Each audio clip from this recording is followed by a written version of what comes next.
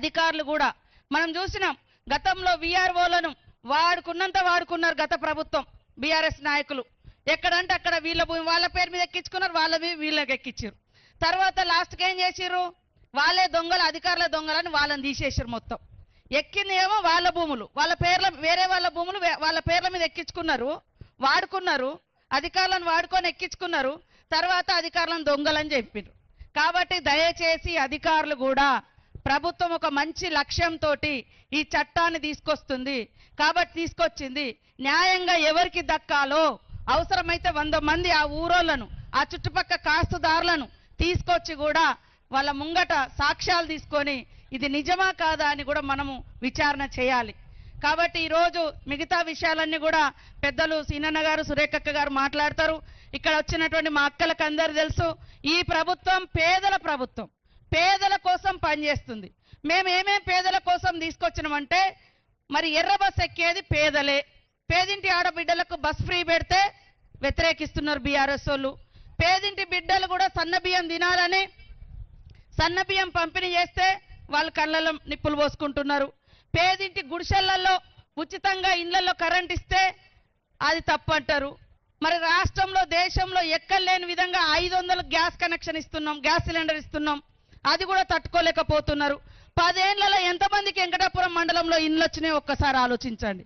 ఈ రోజు మరి పెద్ద ఎత్తున ఇండ్లు కూడా శాంక్షన్ అయిన నిన్న మొన్న ఫైనల్ కూడా చేయడం జరిగింది. ముఖ్యమంత్రి గారు, మంత్రి గారు, మరి రెవెన్యూ మన ఇందిరమ్మ ఇండ్లు కూడా ఇచ్చేటువంటి హౌసింగ్ మంత్రి గారు కూడా మన ఇన్ఛార్జ్ మంత్రి పొంగులేటి సీనన్న గారే.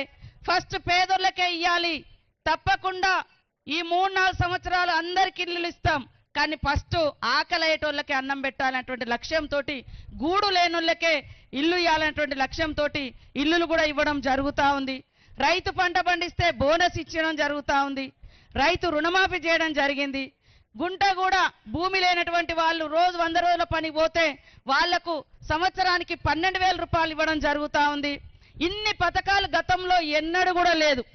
ఇవాళ నీ భూమే కాదా తెలియదు, నీ భూమి ఇంకోటి పట్టా చేసుకుంటే చాలు, వాళ్ళ 100 ఎకరాలున్నా 500 ఎకరాలున్నా వాళ్ళ ఖాతాలలో రైతు బంధు వేసినమనేది, కానీ ఒరిజినల్ గా మోకం మీద ఎవరున్నారో కూడా వాళ్ళు బయటకు తీయలే. కాబట్టి అవన్నింటిని కూడా ఇవాళ బయటకు తీసే లక్ష్యంతో మరి ఈరోజు న్యాయంగా ప్రజలకు దక్కాల్సింది దక్కాలన్నటువంటి లక్ష్యంతో ఈ యొక్క కార్యక్రమం ఇక్కడ చేయడం జరుగుతుంది. ఖచ్చితంగా కాంగ్రెస్ ప్రభుత్వం అంటేనే పేదల ప్రభుత్వం, పేదల సంక్షేమం గురించి ఆలోచించే ప్రభుత్వం. అధికారానికి వచ్చిన సంవత్సరంలోనే 59,000 మందికి ఉద్యోగాలు ఇచ్చినాం. వెంకటాపురంలో కూడా వచ్చినాయి. ఊరూర్ల 5గురో 4గురో 3గురో దాదాపుగా ములుగు జిల్లాలో 400 మందికి ఉద్యోగాలు వచ్చినాయి. పోలీసు కానీ, కానిస్టేబుల్, ఇతర టీచర్స్ కానీ, ఇతర కానీ. గతంలో ఉద్యోగాలు కూడా లేవు. మా అక్కలకు గతంలో పావులా వడ్డీ అని చెప్పారు, 3,500 ఎగ్గొట్టిపోయారు వాళ్ళు. 3,500 కోట్లు ఇయ్యలేదు వడ్డీ మీ డబ్బులు. కానీ ఈరోజు మొన్ననే మేము వడ్డీ డబ్బులు కూడా మీకు వడ్డీ లేని రుణాలు కూడా ఇవ్వడం జరుగుతూ ఉంది. మహిళలకు బస్సులలో ప్రయాణం చేయడం కాదు, బస్సు మీద హక్కు ఇచ్చినాం ఉచితంగా. మరి సోలార్ విద్యుత్ ఇస్తా ఉన్నాం. ఇక్కడే కోళ్ళ ఫార్మ్స్ పెట్టుకున్నారు, గేదెల ఫామ్లు పెట్టుకున్నారు, అనేక రకాల బిజినెస్లను కూడా మనం స్టార్ట్ చేయడం జరిగింది. కాబట్టి ఈరోజు ఇంత పెద్ద ఎత్తున వచ్చిన మీ అందరికీ మరొకసారి ధన్యవాదాలు. ఆలోచించండి, ఎవరు ప్రజల కోసం ఆలోచిస్తున్నారు, ఎవరు దోచుకున్నారు.